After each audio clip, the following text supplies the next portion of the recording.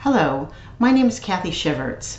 I will be discussing Sergei Diaghilev and his influence on 20th century arts, ballet, stage design, and costuming.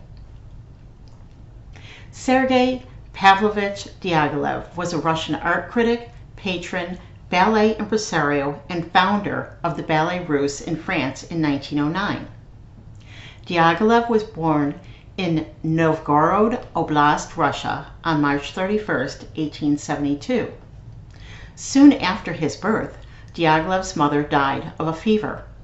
His father, Pavel, was a noble officer and, in 1873, met Yelena Valerievna Panayeva, whom he married, thereby providing baby Diaghilev a stepmother.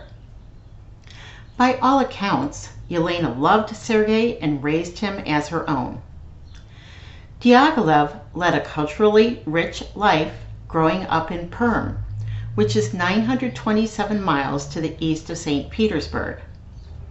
Every other Thursday, the house of Diaghilev hosted a musical evening with noted musicians such as Modest Mussorgsky, who was a frequent attendee. Mussorgsky is famous for writing Night on Bald Mountain, which is used in the final segment of Disney's Fantasia. As a young boy, Diaghilev studied piano and was considered to have a gift for competition. He completed his first composition at the age of 15. He was encouraged and supported by his stepmother in his early years and throughout his lifetime. Diaghilev received his musical education at St. Petersburg Imperial University, where he studied privately with Nikolai Rimsky-Korsakov. During his time at university, Diaghilev was part of a circle of art-loving students. They were known as the Nevsky Pickwickians and included notable artists such as Leon Bakst and Alexander Benois. Benois was instrumental in developing Diaghilev's knowledge of Russian and Western art. With his vast appetite for this new obsession, Diaghilev studied and eventually became respected as one of the most learned members of the group. In 1896, Diaghilev graduated from St. Petersburg Imperial University with a degree in law that he would never use. He was too interested in contemporary art and the possibilities of promoting his avant-garde artist friends that would enable them to be at the forefront of Russian art society. In 1898, Mir Ishkustva, or World of Art in English, was founded by a group of students that included Alexander Benois and Leon Bakst. Also, in 1898, Diaghilev and the World of Art members staged their first Russian-Finnish exhibition at the Stieglitz Academy to rave reviews. It was the first of many exhibitions produced by this newly formed artist society. The magazine by the same name was founded in 1899 by Benois, Bakst, and Diaghilev. The group's purpose was to bring the neo-romantic Russian art movement into all aspects of life, and they did so as they designed house interiors and books to promote their art. This new artistic movement enabled the Russian avant-garde artists to revolutionize European art during the first decade of the 20th century. During that same year, Diaghilev was offered the post of officer on special duty for all the Russian imperial theaters. Normally, this was a post that was nominal. However, Diaghilev actively threw himself into the theatrical world and took on the responsibility to produce the theater's annual. As editor-in-chief, he converted the small, play-like bill publication into an arts magazine with critical essays, playbills, articles on artists and pictures. Diaghilev also brought his compatriots from the world of art to the imperial theaters to work on stage decorations and costumes. Diaghilev and his group were put in charge of the staging of the ballet Sylvia. Unfortunately, a falling out with the establishment led to his dismissal. Therefore, he decided to pursue other interests. Over the next 8 years, Diaghilev and his colleagues produced art exhibitions that propelled Diaghilev into art society's elite circle. It was during this period that Diaghilev and Leon Bakst collaborated to produce a major exhibition at the Salon Automne to promote Russian art in France. Due to the enormous success of this art exhibition, French Art Society was enamored with Fashion à la Russe. This success paved the way for the future of Diaghilev's Ballet Russe and its success in Europe, with the added bonus of bringing Russian culture and art to Europe and the Western world. John Bolt states in the article, Stage Design and the Ballet Russe, perhaps the greatest monument to the cultural rebirth of Russia at the beginning of our century is the ballet company, the Ballet Russe, founded by Sergei Diaghilev in 1909. Diaghilev's Ballet Russe linked St. Petersburg and Moscow directly with Paris through his collaboration with Russian artists. The artists worked for Ballet Russe and for the imperial theaters in Russia. This meant the collaborators were closely associated with Russian modernism and the avant-garde artistic expressions that enabled ideas to flow into the West through Diaghilev's Ballet Russe.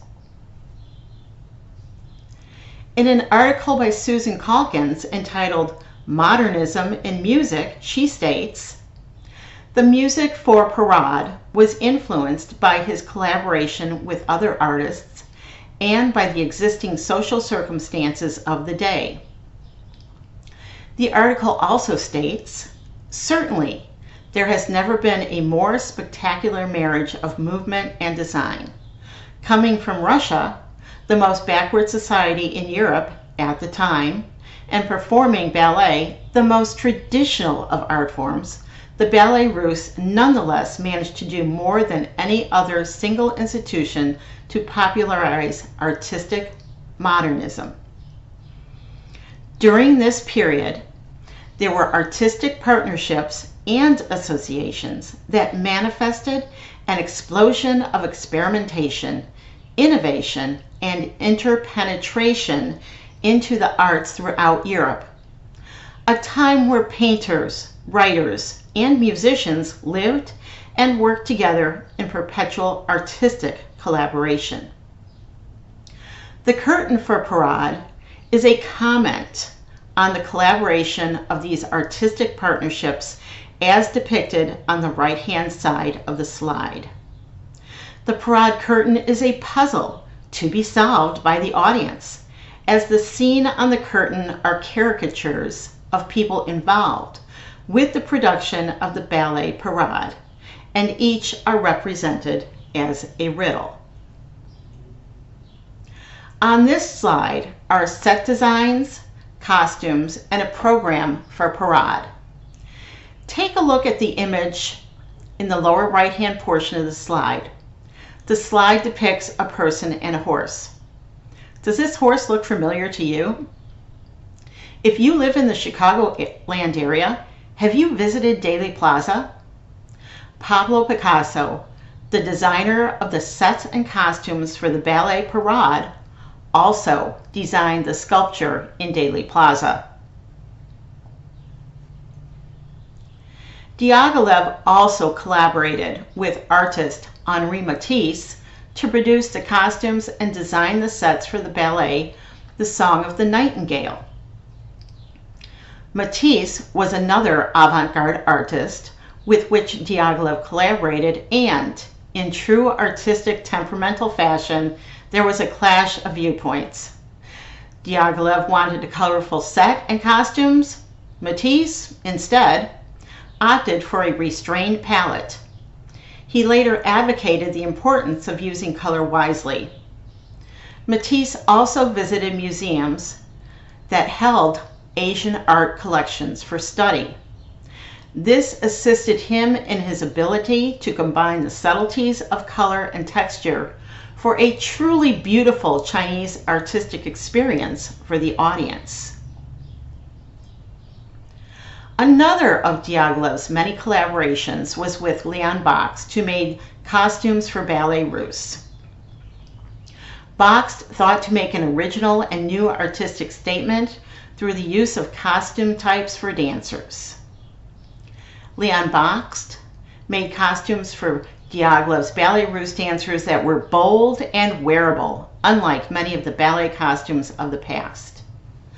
Bakst also believed costume design is part of the art of the performance of ballet and can tell a story just as the dance, set design, and music. The newly designed costumes also became a functional item that helped the dancer extend the range of the body's movements. Bakst, through his costume and set design, established the distinct visual style and form of entertainment that came to characterize the creations of Diaghilev's Ballet Russe. Bakst's use of bold, excessive colors, the inspiration on Orientalist styles, and the sensuality with which they highlighted the dancers' bodies became an essential part of the Ballet Russe and the modern ballet scene in Paris in the second decade of the 20th century. Displayed on this side are some of the creations of Leon Bakst. Cleopatra from the ballet Cleopatra, the Firebird from the ballet of the same name, the Shah costume from Scheherazade, the Bluebird costume from the Sleeping Princess, known today as the Sleeping Beauty, the set design for Afternoon of a Faun, Nijinsky costumed as a faun from Afternoon of a Faun. Leon Bakst was the most prolific creator of costumes and set design for Ballet Russe. On this slide is a list of ballets he worked on for the Ballet Russe. I'm going to pause a moment on this slide so it can be read.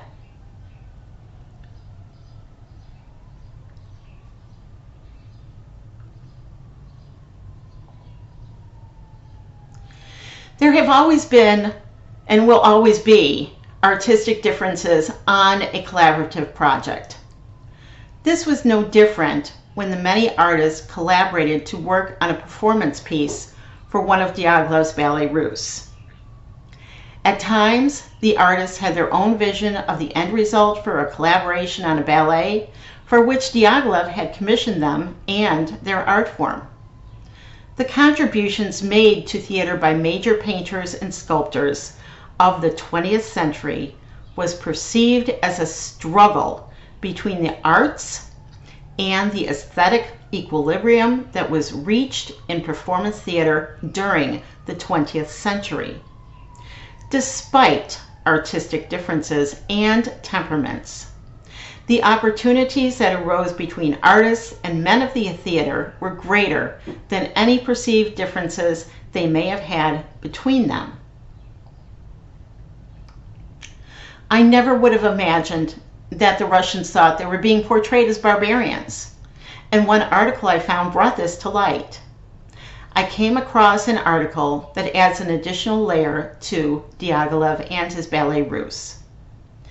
The article is a compilation of reviews of Diaghilev's Ballet Russe by Russian critics from 1909 to 1914. It is interesting to note that the Ballet Russe never performed in Russia. The Russian critics were concerned that the Oriental-themed ballets staged by Diaghilev and the Ballet Russe were portraying Russia as a country run amok with barbarians. which was a complete and opposite image of the Russians' view of themselves as a people. The Russian dance critics were very much interested in critiquing the Ballet Russe in order to have Russia viewed in a better light and not the barbarians they felt Diaghilev represented in his dances.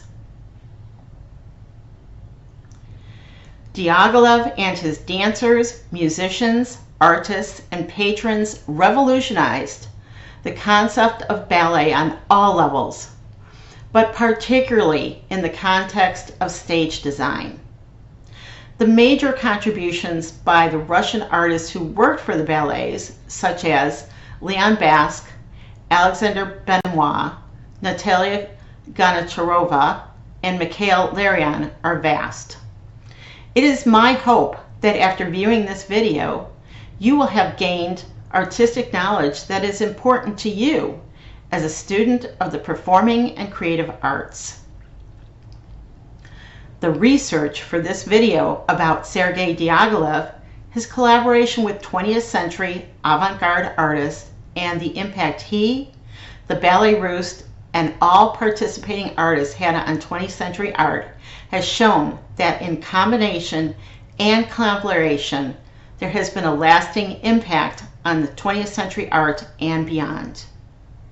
I wish that I could have an evening of conversation with this man and his collaborators.